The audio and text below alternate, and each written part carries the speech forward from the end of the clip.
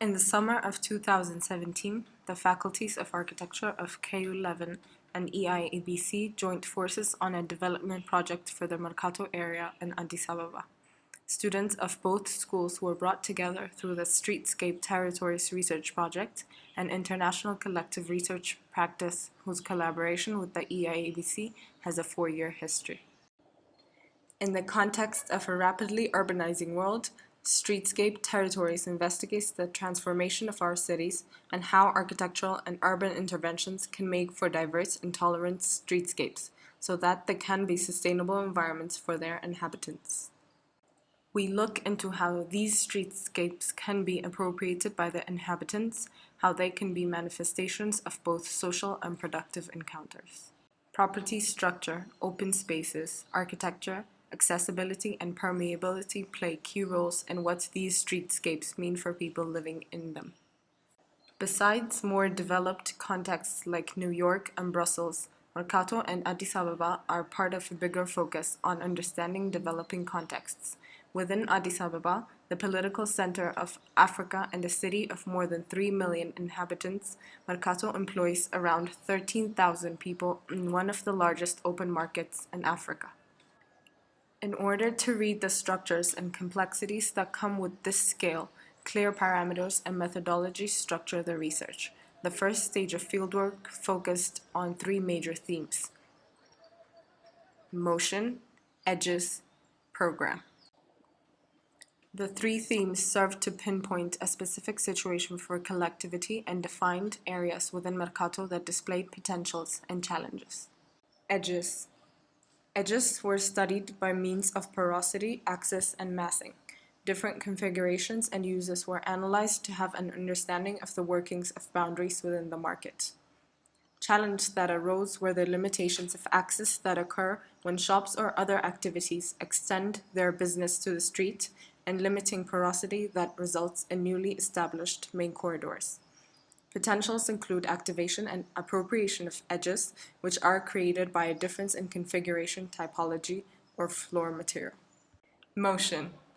Motions of all kinds were mapped to understand movements of every actor in Merkato and its impacts on architecture and infrastructure. The main challenge found here in the concentration of activities in the Minalish Terra, where the chain of production, storage, and sales are in one place. The contrast lies within the more recent mall area nearby, where these units are decentralized. A potential is translating horizontal activities, such as the production chain, to a vertical typology, such as the nearby mall. Program. Goods sold in Merkato are traditionally grouped in defined terras. It still allows for intermediate spaces where programs are flexible, interchangeable, and overlapping.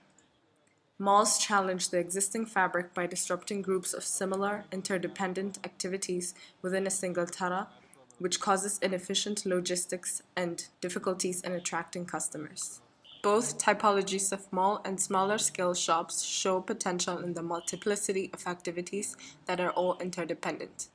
The 3 themes serve to pinpoint a specific situation for collectivity and define areas within Merkato that display potentials and challenges.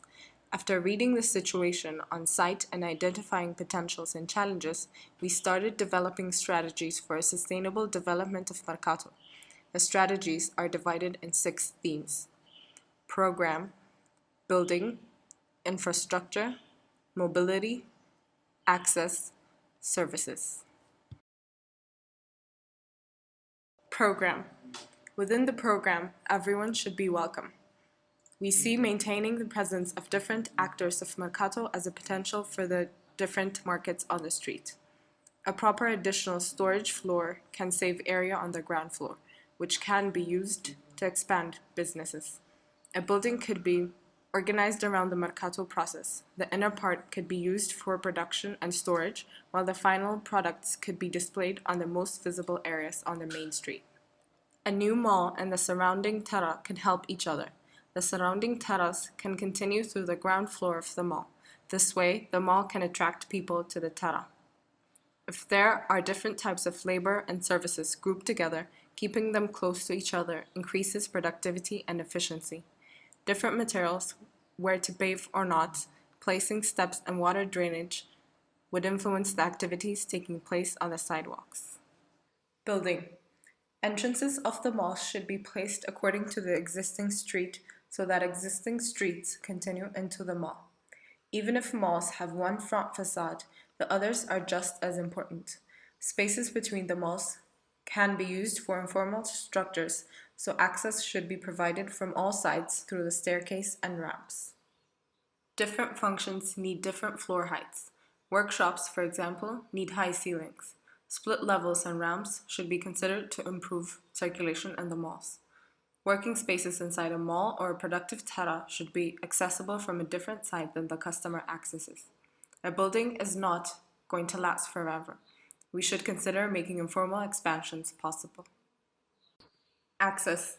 Limiting the deliveries of goods to the shops to the early morning and evening will keep the trucks out of the streets and make movements easier during the day. To prevent congestion and provide more area for activities within the market, parking should be located in designated zones or buildings outside the market area. Loading and unloading areas for goods and drop-off zones for public transport should be specified.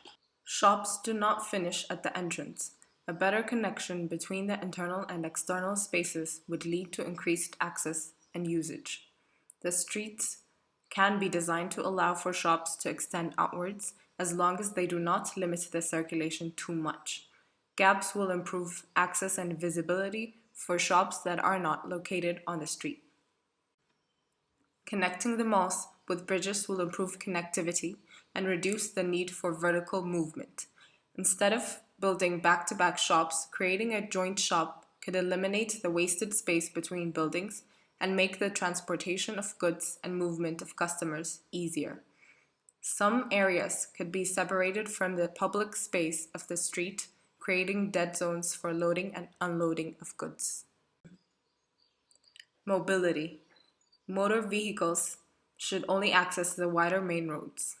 Placing production, sales, and storage closer to each other would reduce the need for transportation within the market. Lots of openings at the ground floor would make it possible to easily move through the market. Restricting deliveries to early mornings and late evenings would make it faster and the streets will be less crowded during the day. Services. Public toilets and wash basins on the ground can generate revenue by renting it out to an agency that maintains them and collect money from the users. A community can collect funds and build toilets and showers, which can be kept open to the public for pay and used to generate profit and maintain the facility. Renting out the lift to an agency to maintain and collect money from the users can generate a profit.